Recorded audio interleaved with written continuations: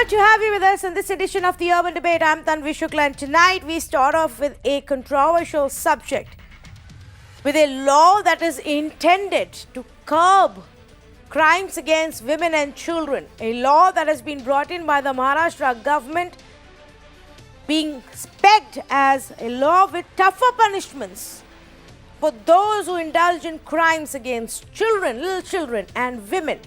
But a law that has run into controversy for multiple aspects. It's called the Shakti Act. It's a bill right now that was tabled in the Maharashtra Assembly today. This bill proposes death penalty, steep fines, and ways for a speedy probe and a speedy trial with quick judgment in such cases. But there is a bit of an opposition. More than 30 women organizations and 70 activists, including senior advocate Indira Jai Singh, Sandhya Gokhale, Meena Seshu and Nandita Shah, have written to Maharashtra Chief Minister Uddhav Thackeray against the state's new bill on sexual crimes against women and children. Now, why is it that it is problematic? Of course, a lot of these activists and women groups are not in favor of death penalty in these cases. But that's a different aspect altogether, and that also is, of course, a matter of debate. But I want to take you through some of the other contentious issues under this law. Now, this law proposes death for heinous crimes. The opposition says it will promote murder of victims. To escape death for themselves, the criminals are going to just kill their victim after the crime is done. A rapist will just kill his victim so that she's never able to speak up and he's never caught. What the draft law proposes is 1 year jail for false complaints. Those who are opposing it say this will discourage victims who are seeking justice because they don't know what if they're not able to prove their case and it goes the other way around. They might just not step out of that fear. What the draft law proposes is that under certain conditions, it will presume implied consent amongst the adults. Now, this is a tricky and the dangerous one, because those who are opposing it says it will negate the definition of consent when you say it's presumed consent under certain conditions. And that will make a case even harder to prove in court of law. It doesn't help the victim, it helps the accused. The draft law proposes completing the probe in 15 days. This is exactly like what the Disha Act had proposed in another state. Now, those who are not in favor of this say that this will only lead to a botched up probe, cops will be forced into a hurried investigation. You don't know if they will do a good job. So these are some of the highlights and some of the issues. The other big aspect is the definition of rape itself. In fact, in Maharashtra, it's not just the activists and the women groups, but there are also opposition parties who've raised this issue. We're going to come to more details in just a bit, but let's take it point by point. And I want to go across to the panelists who are joining us right now. Tuhin Sinha, leader of the BJP, Advocate Vijay Lakshmi Kopare, leader of the NCP, Veena Gowda, women rights lawyer, joins us this evening. Ravi Chandra Reddy, national spokesperson for YSRCP, because in his state, they have brought in the Disha Act. It's been under use for several months now. So we're going to get a status update from him about that. We also have Mr. Swaranjit Sen, former DGP of Andhra Pradesh, from a cop's perspective. How do these new laws that each state is coming about work? But let me actually first up go across to Veena Gowda. Good evening to you, Veena. Your own sense about this law and why it is problematic in parts. See, one is that the state says that the purpose of enacting this law is to protect women. But when you look at the sections of the law, you see that most of it actually is counterproductive to women's rights. As you said, one of the first main concerns for us is adding an explanation to the consent in the definition of rape itself, where you say that you presume consent. That is one of the issues. Then there is also the issue of punishment for false complaints. And the third, these things actually primarily go completely against women. I mean, if you're going to have a clause which says that false complaints will be punished, this completely dissuades women from actually filing a complaint itself. Because a lot of times the cases are not being able to prove, not because they did not happen, because of shoddy investigation, because of badly conducted trials. So ultimately, you can't put that on the women, and this is what it seems to be. But however, I think one of our main So, Veena, if you don't, if I may issue. just come in here, because I want to ask you to elaborate a little bit more on the consent clause and the, why it's become problematic. The excerpt that I read said, where parties are adults and the conduct of such parties from all circumstances surrounding the same appears that there was consent or implied consent, a presumption of consent will be made. Help our viewers understand why this sounds a little problematic. See, one is, what is the offense of rape? Okay, now the sexual act itself has been widened in the 2013 act, including penile penetration, finger penetration, object penetration. So, which means that any sexual conduct against the consent of the woman amounts to the offense of rape. So, which means that the prosecution anyway has to prove the act of the sexual act, as well as the fact that it was not by her consent. Now, most often what happens is that the accused will take the plea of consent. So what the law, and oftentimes it's very difficult in the sense, because how does the law then decide whether there was consent or no consent? So law has case laws have evolved over a period of time. But because this became a contentious issue, and many a times, there is also, whenever we talk of women's rights, there is also the issue of misuse of law that comes in. So there was this whole debate about the consent of women, and that's why in 2013, amendments to the to the IPC that was brought in by the central government, a definition of consent was actually brought into the law, which says that consent means unequivocal consent, either by word or by gesture. So saying that consent does not mean that if I was unable to resist and I just gave in to the offense of rape, that ought not to be read as consent. Now, this was brought in after the Nirbhaya incident happened, and as per the Justice Verma's recommendation. Now, if you're saying that the Shakti Bill was brought in order to protect women, why then are we looking to find a further explanation to it and add saying that in certain instances where there are adults and the situation such shows that, then we will imply consent. Anyway, the consent in the offense of rape itself is implied because the prosecution has to prove it. So by bringing this in, then we feel that the state is feeding into or falling into this whole discussion about women filing false complaints. And to me, the purpose of this law does not seem to be to protect women, but actually to safeguard the accused from so-called false complaints that women seem to be filing. And that to me seems to be the reason why the legislature intends to bring in this particular Okay, so let me take that point across to Vijay Lakshmi, who's joining us right now. Vijay Lakshmi is leader of the NCP. She's also an advocate. Vijay Lakshmi, let's start off with this point. It sounds as if you're asking a woman who may have been in a relationship with someone, but at every single point, she has to prove whether it was consensual sex, or if she didn't want it and a rape took place. A mutual relationship doesn't mean that at some point a crime isn't committed, isn't it?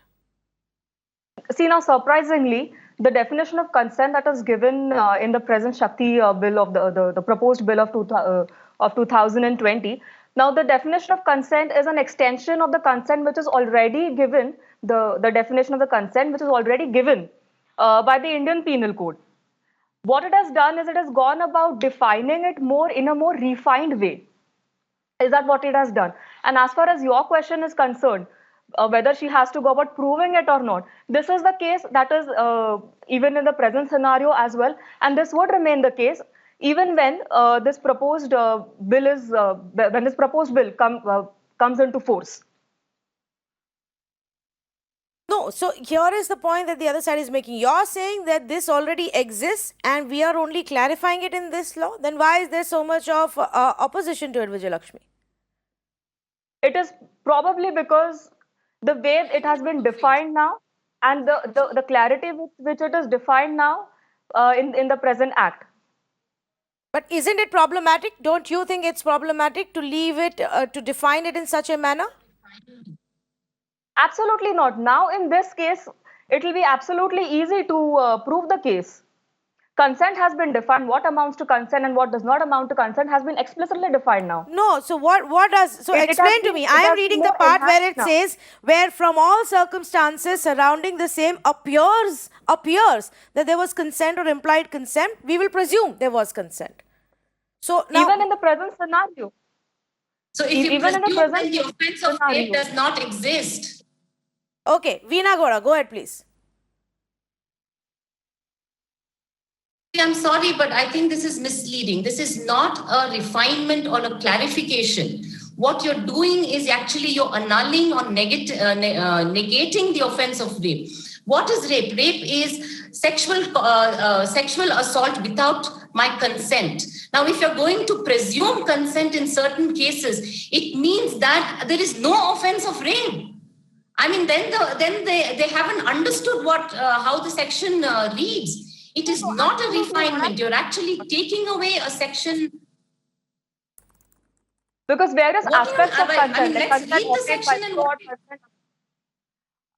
Because then consent obtained by fraud, consent obtained by misrepresentation, those are absolutely not touched upon. They are still intact. They are very much in place. It has gone, all that the act has done, this proposed bill has done, is gone about refining the definition of consent. The core essence of the definition of consent is still the same. That has not been touched upon. No. Anyway, the court, when it's looking into the evidence, will look into the issue of whether there was consent or not. You don't have to statutorily bring it in. By bringing it in statutorily, what you're giving is you're also giving the police. You're giving the police the right to also say that there was implied consent. So therefore, we are not even registering a FIR. We are not investigating. Okay, let me bring in Tuhin Sinha as well. Tuhin Sinha is also, the leader of the BJP joining us right now. Tuhin, why is it that we are seeing this amount of widespread opposition to this law? It's pretty much on the lines of what we've already seen in Andhra Pradesh. According to you, what are the problematic points?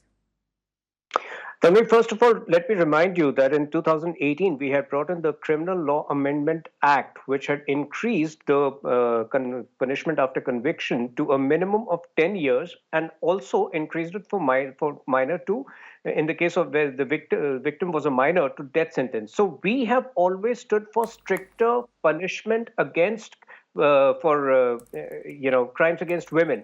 But in this particular case, as I was hearing my learned panelists also speak, the bill seems to be completely confused. It tampers with Section 375 by putting in a very contrived definition of implied consent, which actually is going to be counterproductive.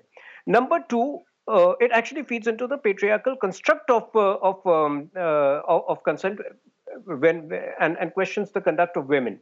Number two, when you actually given 15 days for investigation, more often than not, it will lead to botched up investigation. Personally, I believe, and also the party would believe, that all rape cases should ideally be fast tracked. But then, yes, a reasonable provision of 2 to 3 months would be needed for a fair investigation.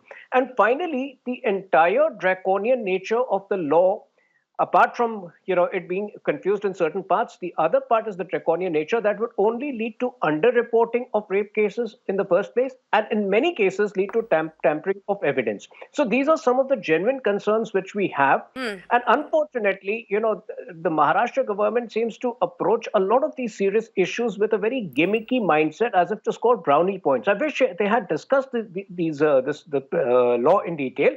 Moreover, actions speak louder than words. You would remember that in the last 2 days, some very serious allegations have been leveled against the sitting MP of Palghar of sexual assault by one of his employees. I would like to know what the Maharashtra government has done in that case before, bringing in these provisions, which bringing in such a law, which largely appears to be, a matter of scoring brownie points. Okay, I actually want to, because you raised this, so let's go to the larger aspect as well, which is the fear of a botched up probe or a improper probe. Why is it happening? Because this law, viewers, this act that Maharashtra government is proposing to bring in says you have to file the FIR within a certain number of days. You have to finish your investigation within 2 weeks. You have to finish your trial within a month. So it's a time bound thing. This part of the bill is obviously based on what Andhra Pradesh did with the Disha Act, which happened in the light of that horrendous gang rape that took place, and subsequently those accused were killed in an encounter. But so let me actually go across to Mr. Konda Rajiv Gandhi and ask him this question: how has that act worked out in Andhra Pradesh, in your state? If you can give us some more details of whether you've actually been able to implement these deadlines. Yeah, good evening to one and all. This is Konda Rajiv Gandhi representing YSR Congress Party in the particular today's debate. Well, first of all, I would make like today's debate which is going on women community and their security. It's a really a good discussion. As of now, in 2019, our Honorable Chief Minister, Sri Y.S. Jagan Mohan Reddy Garu, has passed away a bill into an act with the name of Disha Act of 2019. The main act of this is aiming at awarding a capital punishment to the guilty, specifically against women and children, just like rape, murder, and sexual harassment in the digital media and or in the normal human communities. Regarding that, we brought this Disha Act, and definitely we expedite the trial within 21 days, 21 days of committing crime and subjecting to the punishment. And we brought many changes, including in the IPC also. The act, which consists of many sections which were accepted unanimously by the state assembly, and some of the sections which we done some amendments to the Indian Penal Code of 1860, and some kind of sections like 345F and 345Z. So this has to be accepted by the President of India, and they recently suggested some kind of remarks in that, and we are working on it. And moreover, the main act today which we brought is it's about through the Andhra Pradesh state we have constructed 18 Disha police stations, where each police station is adding by one single DSP, 2 circle inspectors, 5 sub inspectors, including 52 policemen staff. So, including that, we brought an app in the name of Disha app, where tracking of the women and their travelings. Not only that, we got an SOS numbers. If they give a single button, all our police department data rooms were connected with that Disha app, and immediately they can know the surrounding areas and the harassments or what the kind of situation the women are in. So Disha Act is being implemented in a very great manner in Andhra Pradesh, but to the full-fledged level of implementation, we need the acceptance from the President of India also. The bill, some part of the bill accepted by the unanimous assembly and the governor, and for some particular sections. That we know, Mr. Konda, that part we know. Now, what I am asking you is, since you brought in this law, I have some statistics, that have been reported in the media, that about 390 cases were registered as of August 2020. Charge sheet filed in 7 days, which is what this law prescribes, was in 390 days. Conviction in 74 cases, death penalty in 3 cases, life sentence in 5 cases, and over 20 years sentence in 2 cases. But out of these 390 cases, what I'm trying to understand is in how many cases were you also able to finish the trial? You managed to file the charge sheet in 7 days. This system only works if your police station investigating team and your judicial team, fast track courts are in place? Yeah, the fast track courts are also in place. We have almost 13 public prosecutors who have been given some kind of authorities to keep in trial of these cases.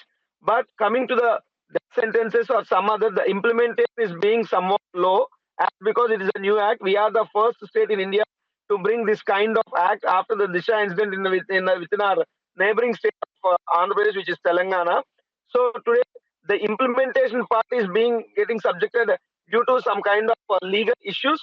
Other than that, everything is being done very clearly because of implementing with this Disha Act. The women are being secured in a high manner, and everybody who was trying to do such kind of activities were feeling afraid of this Disha Act, and the punishments were being given by the police department or cases or sections which are mentioning in them or the FIR, the sections what we have been filing. Everybody is feeling afraid. But in any case or in any crime, first we have to create fear in the people who was daring to do that particular crime. So within in that bringing in this act, our government is successful in the first step where everybody is feeling afraid. We created a protective layer for each and every woman in Andhra Pradesh with this Disha Act. Okay, let me bring in Veena Gaura. She wanted to make a point on this. Yes, go ahead, please.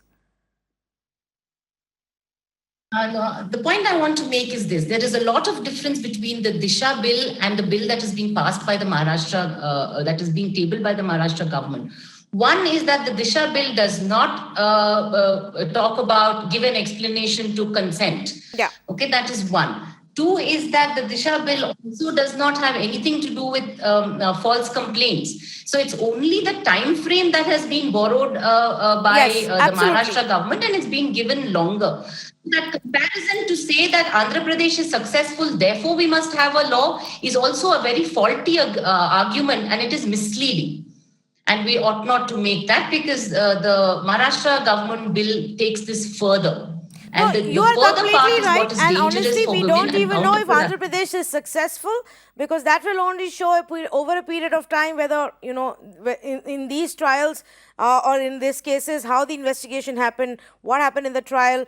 We will also know only in a few years if the crime rate begins to come down, if it's actually helped in curbing crime. So I'm completely with you on that part. But Veena Gaura, on the effectiveness of saying the point that Tuhin Sinha was raising, that it's tricky when you say, oh, finish your probe in 7 days and finish your trial in 30 days. I am looking at statistics from Maharashtra. 71 cases in fast track courts as per the NCRB report in 2019, where the trial was completed in 2019. But 17 of these cases took 3 to 6 months. 23 cases took almost a year.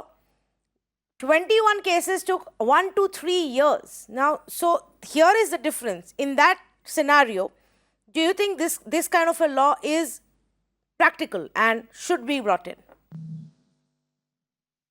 No, it's not at all practical, because anyway, even now, charge sheet has to be filed within 60 days. So therefore, now making it 15 days will only mean that there'll be hurried investigation. A lot of rape cases result in acquittal because of botched up investigation and badly conducted trials. What we need to do is we need to concentrate on infrastructure, increasing the number of judges, better facilities for investigation as well as for the courts, reducing the number of days with the kind of work that our police and the courts have will only result in miscarriage of justice. And unless infrastructure is improved, this will again be counterproductive and will not give justice to women at all. Like, for example, the POCSO case. The POCSO also says that you have to finish trial within 1 year, but that is not possible and it's not happened. So if when the present time frame is not being implemented, shortening further, I do not understand the purpose of it without focusing on improvement on infrastructure. So let's ask Vijay Lakshmi that question. How are you going to improve the infrastructure? You will need more dedicated teams. You will need better trained, more aware teams, police personnel who are not interested in just brushing away the case or blaming and shaming the victim. You will need more number of courts. You will need the staff. You will need prosecutors who are available for these hearings. Otherwise, they keep getting adjourned repeatedly. What's the plan there? See, now, as far as all these things are concerned, now these are cultural changes and evolutionary changes that have to be made. But it's also the fact that it has to be backed up by certain legislation. Now, we have in this scenario, the legislation is in place, which is mandating investigation to be completed within 7 days. How is more number of how is availability of court staff and more number of functional fast track courts or police stations with women cops in a cultural thing? Cultural thing, as in it's a culture of investigation, a culture of judiciary, wherein these things will take some time. Building that kind of infrastructure would take certain amount of time to do it. But in the meantime, legislation has been taken place. No, but that's the whole point Veena Gowda is making. Your deadline today, Vijay Lakshmi, is 60 days to file your charge sheet. You know it and I know it and Veena Gowda knows, even Tuhin knows that in how many cases are they actually able to file the charge sheet even in 60 days? You tell me. But at least now there is a legislation in place to ensure that. We always complain that the legislation is good, but the implementation is not up to the mark. Correct. But this proposed bill, but this proposed bill now makes it mandatory. Well, it still comes down to implementation, right? And if you don't have the court staff, if you don't have the police officers, how will you make it implemented on ground? These things will take time. They may be done in a certain amount of time, but then on the contrary, we have a legislation in place that is going to ensure those kind of things. Tuhin Sinha, your response to that? But there are adequate lacunae in the bill as of now, which will clearly actually harm the cause of women more than supporting it. For example, the change in the implied consent definition was not required. I mean, and if at all it is being done, it is actually complicating it more than simplifying it. It is obfuscating the entire definition. So I don't know how this bill is actually going to help the cause of women. It's going to harm it similarly. Like I said, I mean, the draconian laws are actually going to lead to underreporting of cases. The thing is, everybody wants rape cases to be fast tracked. There has to be some amount of unanimity, but the time span for the investigation, whether it is 15 days or 3 months or 4 months, I think that requires greater deliberation between parties, and I wish the Maharashtra government had initiated that process. Yes, Vijay Lakshmi, your response to that? My response, I think I've already made my point when it came to that. We have a legislation in place right now. The machinery has been it has been set in motion, and this proposed bill is going to ensure effective implementation of it. So let me ask this question, and because we had a similar debate when Andhra Pradesh brought in this law, Mr. Konda Rajiv Gandhi, let me ask you this question: how much time did it take for you to build up the additional infrastructure? How much of it is still in process? Isn't that the first need when you bring in such a law? Yeah, approximately we have took 3 months for the infrastructure. That is what we mentioned in the Disha Act itself. We have, in the first phase, we have taken 18 places and we have constructed 18 new police stations, naming them as Disha police stations, and we immediately recruited all kind of police staff what were required over there. Within 3 months of time, the first phase of the Disha Act implementation is completed and it is in the work process also. And moreover, my sincere point, I've been observing and listening to your debate.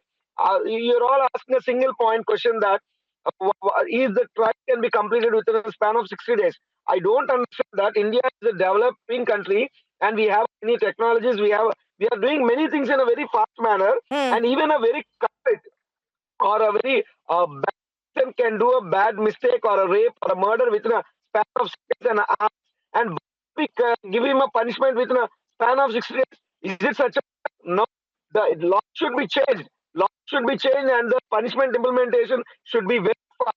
In that kind of act, in that kind of action, Disha Act is we brought one more amendment in the Disha Act, that is, after getting a death sentence or the capital punishment, one have a time span of 180 days to claim the case again. But we have reduced the time span of 180 days to 45 days.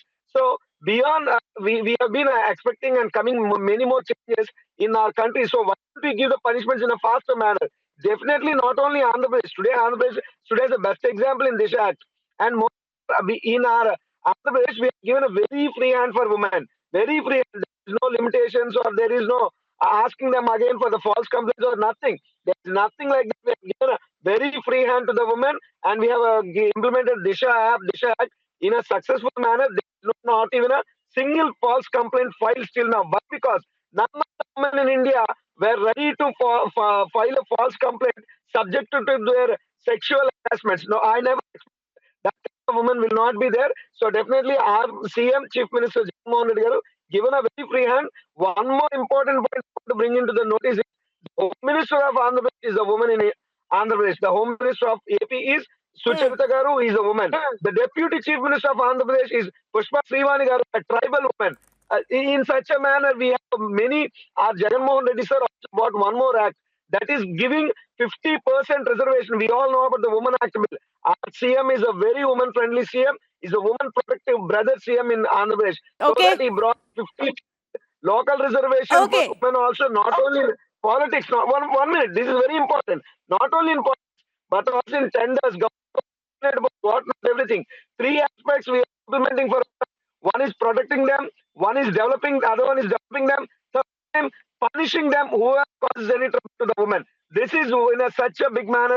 Jagannath All right. Garu is protecting. So let me women in also Andhra bring in Pradesh. another expert on this panel, and Mr. Swaranjit Sen, former DGP of Andhra Pradesh, is with us on the phone line. We were trying to get him live, but there's a bit of a technical glitch there, so he's on the phone line with us. Mr. Sen, there are 2-3 aspects that have been raised here. Let's take them one by one. The first aspect is the time-bound investigation, time-bound charge sheet filing, and a trial to be finished in a specific timeline.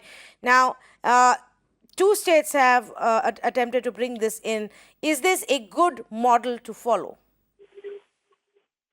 Well, I personally feel that it is certainly a good model to follow, though not in every case would it be possible to meet the timeline. But in such a case, when the police feels, the investigating agency, that there is likely to be a delay, I think they should have the responsibility of going to the court and asking for an extension. But having no timeline is ridiculous. So timeline is very necessary. The second thing is that similarly there has to be a timeline for disposal of the case. Now it is this disposal of the case, unless it is done in good time or quick time, it will not have the desired effect. And that is what we are seeing. But more than all this, I feel it is there's a requirement of a social change and a determination by the very highest authority in the country who has said, Beti Bachao, Beti Padhao. Now, hello, what have you done about it? How have you imposed this great statement of yours? That's what I would like to know. Are there any tangible steps you've taken towards in this direction? For instance, there are still so many schools and colleges which are for girls only, and they lack the basic facilities for the special needs of the girl child. Now, how is it, I don't know why it's so difficult to provide those special needs. These are all things they have to think about it. They just can't make a statement and get away from it.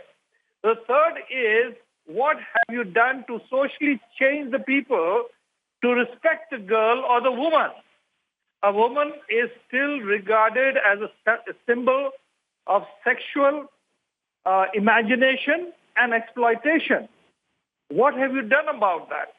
These are all aspects, unless all of them are attended to, I doubt if there will be a much impacting effect from just, acting after the cases occurred.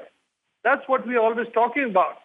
But what about talking about how to change the entire psychology of the people?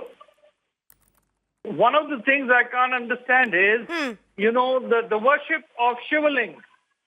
It is done in a manner as if to show that a woman is an object of exploitation, right, and subjugation, whereas a man is somebody who is much above them. These are things which have to change in this country. No, Otherwise, our approach there are towards the larger woman societal will not change. mindset changes and changes Yes. within the system for sure, Mr. Swaranjit Sen.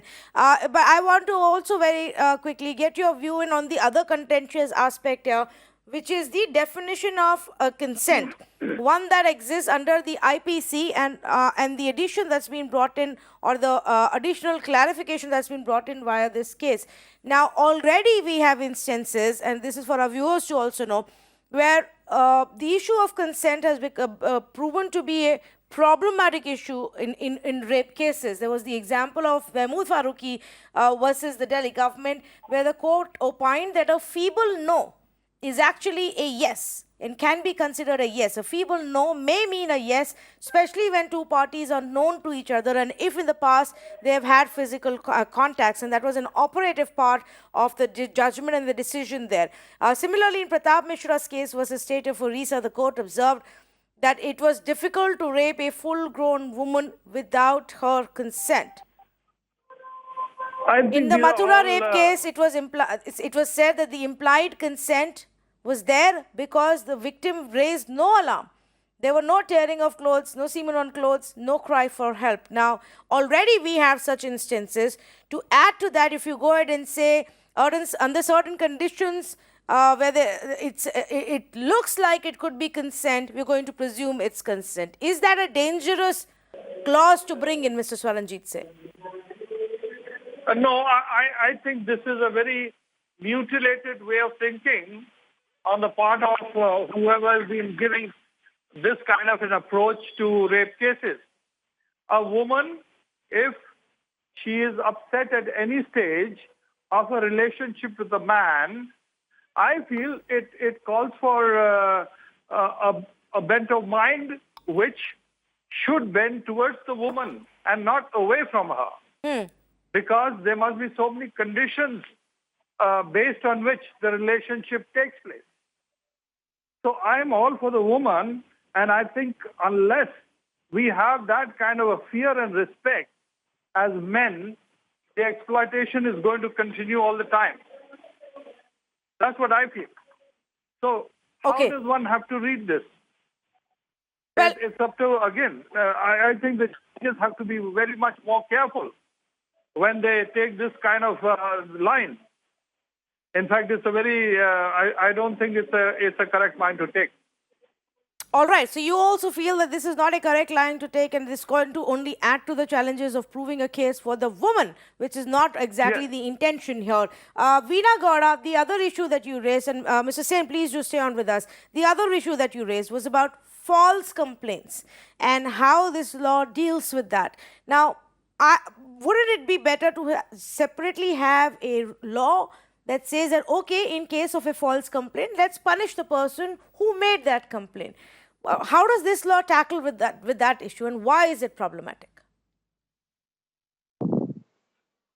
One is that there are general provisions, of perjury, defamation, etc., which are already there if someone were to file a false complaint. Now, what is interesting to see is that I think there are only two. One is the sexual harassment law, which has this kind of a clause on false complaints, and now it's this newer law. It's only when we talk about women filing complaints that we simultaneously talk about false complaints. I mean, what is the necessity? Every law in the country is being abused. Why is it that when it comes to women's issues that we say that we have to have a special clause? Why can't general law even apply to women? Why are we furthering this notion? Because the minute you say false complaint and the woman feels that if at the end of it I can't prove my case and they would actually file a counter case against me, this will stop her from actually using the law. So you're creating obstacles more in this act. by adding all of this such that you create fear in women from actually accessing the law rather than assisting women to or empowering women to access the law. Secondly is that we don't understand the need to pass this law in such a hurry. All we are asking is give us some time, deliberate, talk to us. We got this bill in our hands on the 10th of December, and it was already tabled in the assembly today. While I think there is a notification in Maharashtra which says that every bill has to have adequate time for discussion and deliberations with the public, and which is not being done. I'm failing to understand the need for this hurried passing of this bill. That is a question that I will have to ask Vijay Lakshmi to respond to. Was there a hurry to bring this in? I'm sorry, I just missed a question. What was it? Yes, Vijay was there a Lakshmi, hurry? the point that is being raised by Veena Gowda was there a hurry? Why was there such a hurry to bring in this legislation? Why couldn't you have had more exhaustive conversations with all stakeholders involved rather than just straight away putting it out in the assembly? So this is the most opportune time now to bring in legislation for women. There cannot be a riper time than this. We cannot turn a blind eye towards the rising number of offences against women, and not just offences, the grotesque nature in which the offences are being made against the women. And I think it is a high time. There is no. I don't think so. There is no debate, Vijay Lakshmi. There is no debate that you need to take steps for safety of women. There is no debate there. There is no debate in saying you need to take steps to reduce crimes against women and children and protect the children. The question is, if we've waited this long for better legislations to come in, why not wait another couple of months while you do your deliberations with the other experts from all fields? No, anyway, the assembly is in session and it will be deliberated, it will be debated, all the aspects of it would be discussed. So this is actually the right time, I feel.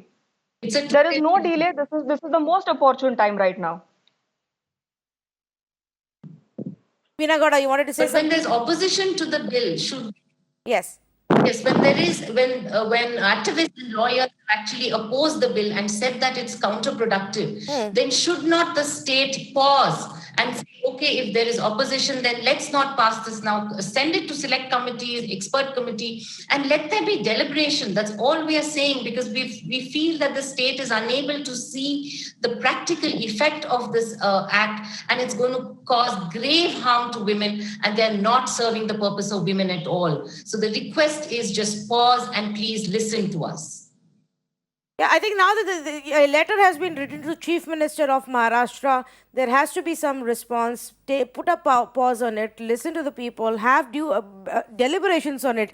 We appreciate the intention that any state may have to bring in tougher laws to act against crimes against women. But it's not going to be of any use when there are experts who are sitting here and telling us that this is going to be detrimental rather than beneficial. Tuhin Sinha, do you believe that there is a rush when it comes to bringing this law and passing it through or trying to pass it through the assembly? See, most of the reservations to this law have been raised by subject matter experts, by women organizations and by legal experts, and we only support those reservations because we feel there is adequate validity of those arguments. So I think forget taking us into account, forget discussing it with them. I think they should have taken the 30 women organizations on board, because as I have also explained, the provisions of this law make the law counterproductive. Secondly, I still want to raise this issue.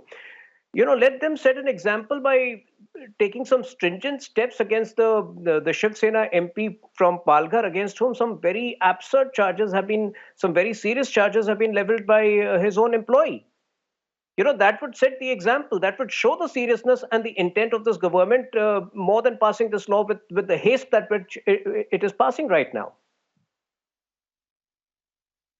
Well, I just want to say one thing as we begin to wrap up this debate, and I'm completely out of time, so I am going to thank our panelists who joined us on this debate. Is that there is much appreciation for the fact that the government thinks they need to bring in a law without a significant trigger to act against crimes against women. But it's not going to be helpful if it doesn't protect the women and the children that it is supposed to, it's not going to be helpful if the clauses that you have, and the biggest of the lawyers and women groups, those who work on this in this field day in, day out, they have come out and said this. It will not help if the onus and the pressure is on the woman to prove whether there was consent or not, while you leave the definition so open-ended on presumption of consent.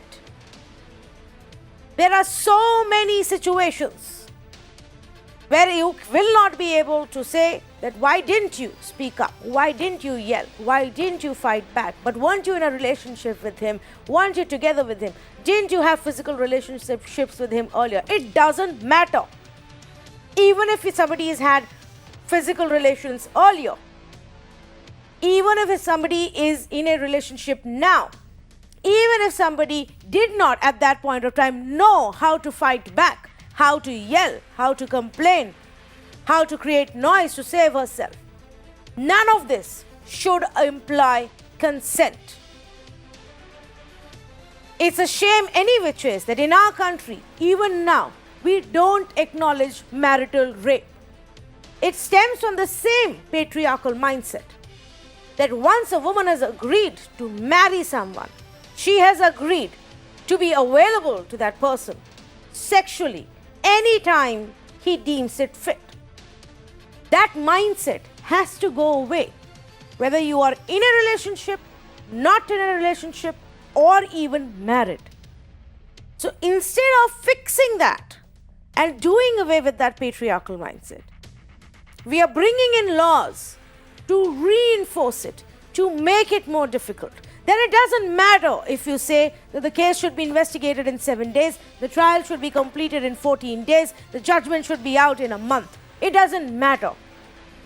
If your surround sound infrastructure isn't in place, if your intent isn't to really help the women and protect the children, then it's of no use. I hope this government that claims to bring in views of the people, that often takes on the BJP for rushing through laws, that often takes on the BJP for pushing through legislations without having conversations, now listens to the experts, to the women groups, many of whom have written to Maharashtra Chief Minister, listens to them and reconsiders the issues that have been raised. Same goes for false complaints. There is no crime or no aspect of our lives where false complaints are not made. So why is it necessary to specifically mention that and bring in those legislations on an issue where women already struggle so much to come up, to speak up when a crime has been done against them, especially a sexual crime? The idea should be to make it easier and not to make it more difficult. Think about it. Thank you so much for joining us on debate number 1.